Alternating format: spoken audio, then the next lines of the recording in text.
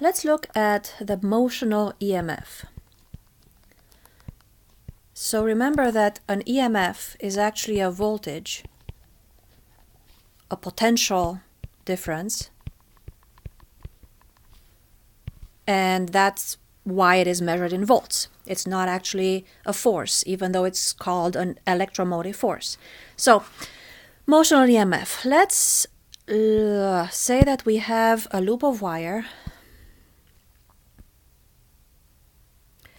and this loop of wire is in a magnetic field. So, say that there is a magnetic field going this way.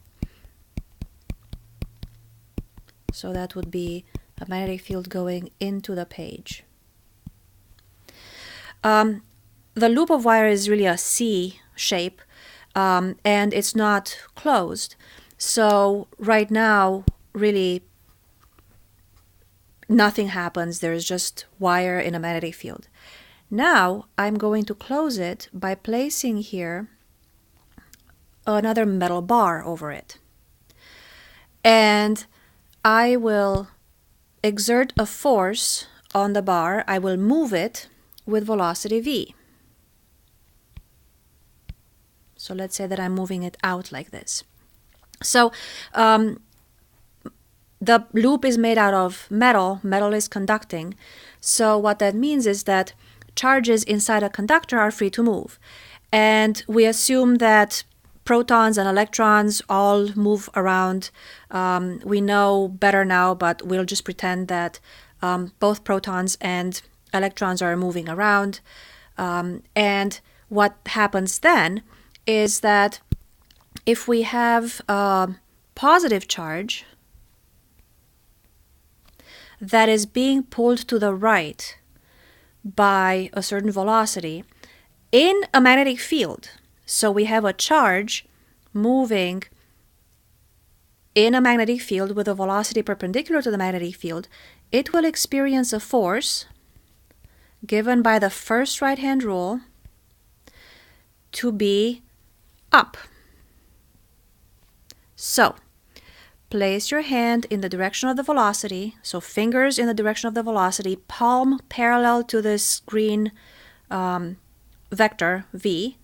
Bend your fingers into the page in the direction of the magnetic field, and your thumb will point up along that wire.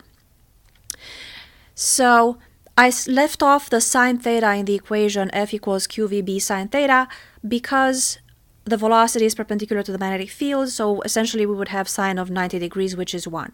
I'm just trying to simplify things here, so because there will be a lot of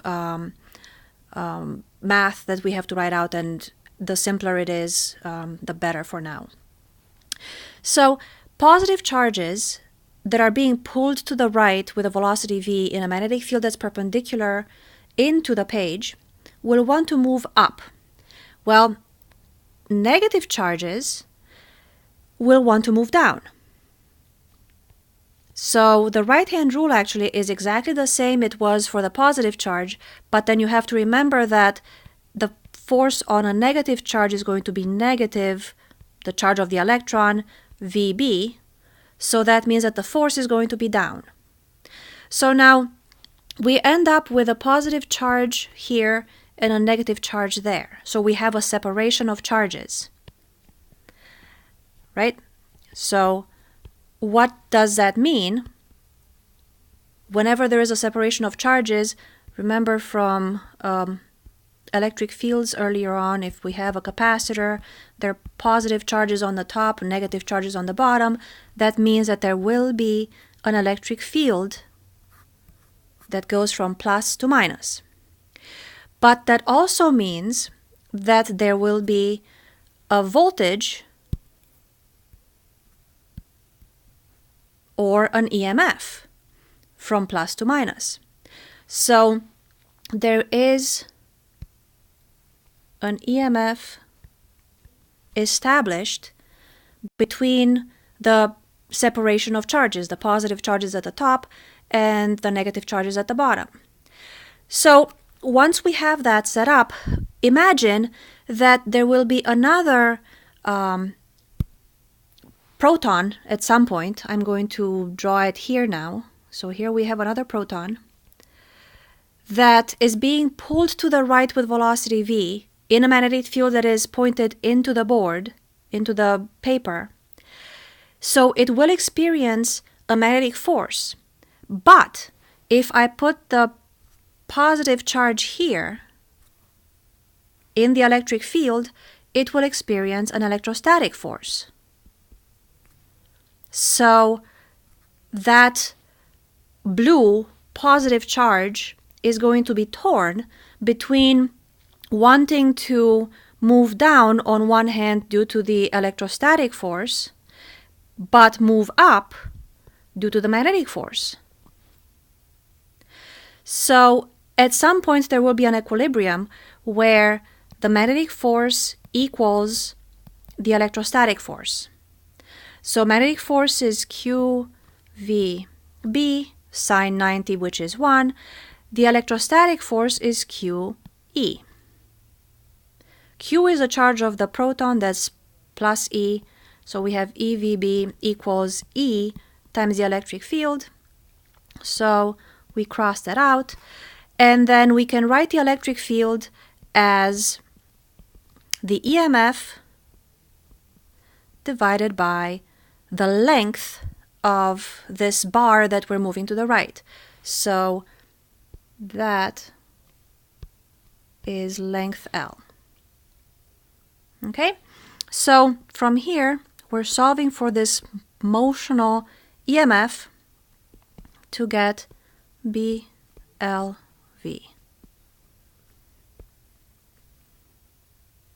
Okay, so that's what the motional EMF is. Now, this happens when we reached some sort of equilibrium between the magnetic force and the electrostatic force. But if we are insistent and keep on pulling with velocity v to the right, those positive charges will not stay separated anymore, but they will start flowing through this circuit, which circuit will be basically this entire circuit of wire. So there will be a current I. Remember that the current we pick in the direction that the positive charges are moving. So then when we get to the bar that we're moving, here we have current I going up through it. But the problem that we will have now is that there is a current I in a magnetic field that is going into the page.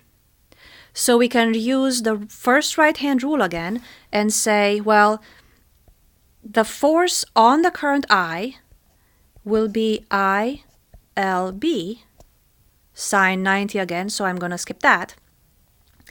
And the direction of that will be given by the right-hand rule, where we place our hand with the fingers pointing up in the direction of the current, palm facing the paper. Then we bend our fingers in the direction of a magnetic field, so the fingers would go into the paper, and the force will be in the direction of the thumb or to the left.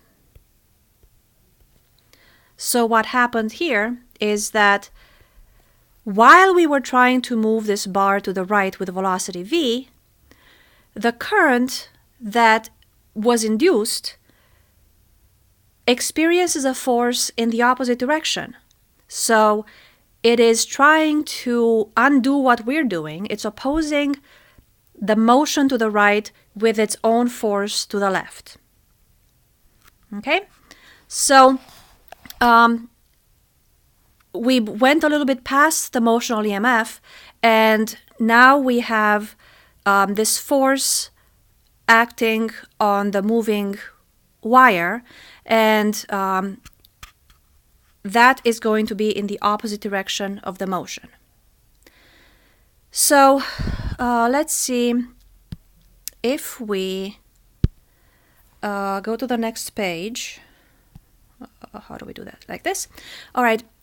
And if we write the EMF as B, L, and the V as delta X over delta T. So looking back up, we see that if the bar is moving a distance delta x in a certain amount of time delta t, then the velocity is delta x over delta t, but delta x times L is going to be a change in area. So this is B delta area over delta t. But it is possible that the area stays constant, so then the magnetic field changes, or that both of them change. So we have delta BA over delta T. And if we generalize even more, we can use, if the vectors are not perpendicular to one another, this could be BA cosine theta. So we're just inserting more terms in this. We're generalizing the equation more. And BA cosine theta is the magnetic flux. So then we end up with the EMF being equal to the change in the magnetic flux with respect to time.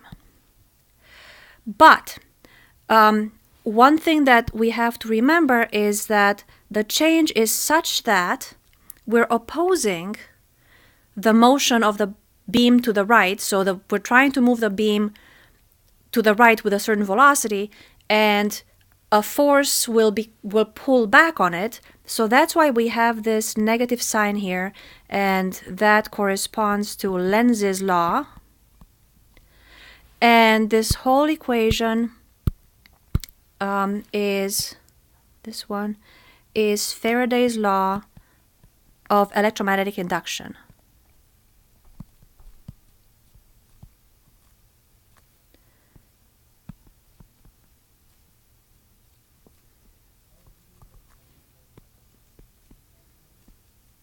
A lot of words to write.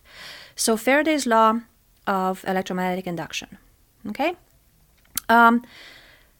Let's stop here and then look later at examples on Lenz's law.